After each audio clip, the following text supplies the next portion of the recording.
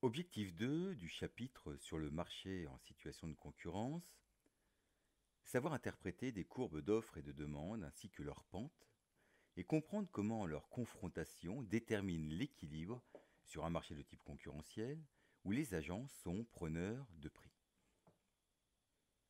Partons du principe qu'aucun participant au marché d'un produit n'a le pouvoir d'influencer seul les prix, de les orienter comme il le souhaiterait. On dit dans ce cas-là que les agents sont preneurs de prix. Les demandeurs, les acheteurs, ont un budget qui n'est pas illimité. Plus le prix sera faible, plus ils pourront acheter une grande quantité de produits, ou plus il y aura d'acheteurs qui pourront acheter d'ailleurs. Sur le marché, cela se traduit ainsi. Plus le prix est faible, plus la quantité demandée est importante, et inversement. On dit que la demande est une fonction décroissante du prix. Et dans un repère, avec les prix en vertical, en ordonnée, et les quantités en horizontale, en abscisse, on peut illustrer cela par une courbe qui part du haut à gauche et qui va vers le bas à droite. Elle descend. Elle est décroissante. Mais selon les produits, les demandeurs, c'est-à-dire les acheteurs, ne réagissent pas de la même manière aux variations de prix. Par exemple, quand le prix du pain augmente, la consommation baisse très peu. Graphiquement, on aurait une courbe de la demande de pain très pentue. Et inversement, il existe des produits pour lesquels la sensibilité aux variations de prix est très grande. Une petite variation des prix entraîne une grande variation des quantités consommées.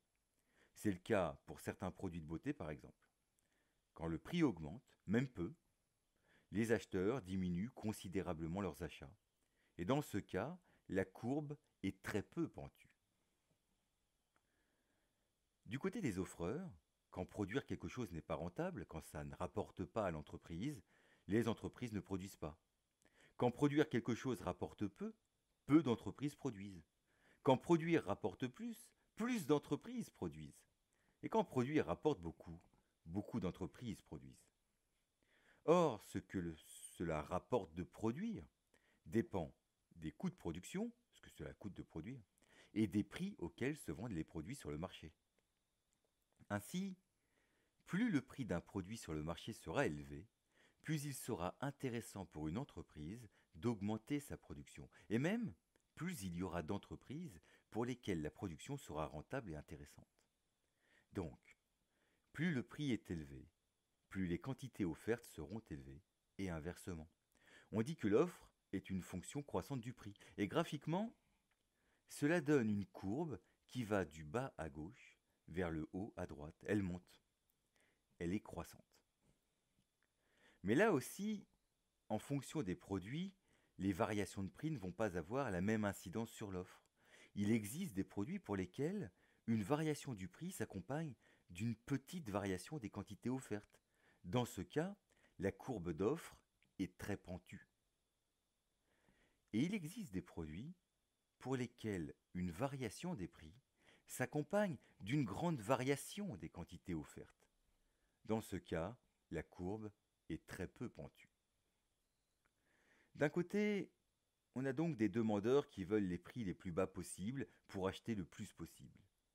Et de l'autre, on a des offreurs qui veulent les prix les plus élevés possibles pour produire et vendre le plus possible. Problème. Problème parce qu'on ne va pas pouvoir satisfaire tout le monde. Alors le marché, c'est le lieu qui ne va pas chercher à satisfaire tout le monde, mais qui va chercher à satisfaire le plus grand nombre. Sur le marché, les offreurs vont rencontrer les demandeurs, et dans notre graphique, la courbe de demande qui descend croise la courbe d'offre qui monte. Le marché, c'est une sorte d'endroit dans lequel se déroule une grande négociation qui aboutit à un équilibre. Alors graphiquement, c'est le point de croisement des deux courbes. Et à cet équilibre correspond un prix d'équilibre, le prix pour lequel les offreurs et les demandeurs se mettent d'accord pour échanger. Et à ce prix correspond une quantité d'équilibre, la quantité qui sera échangée sur le marché. Et tout le monde ne sera pas satisfait de ce prix. Des acheteurs auraient préféré un prix moindre, des vendeurs un prix plus élevé. Mais ça, c'est leur problème, pas celui du marché, ni celui de ceux qui y trouvent leur compte. Enfin, vous aurez remarqué que l'on utilise le terme échanger. Entre les offreurs et les demandeurs, il y a un échange de produits contre de la monnaie.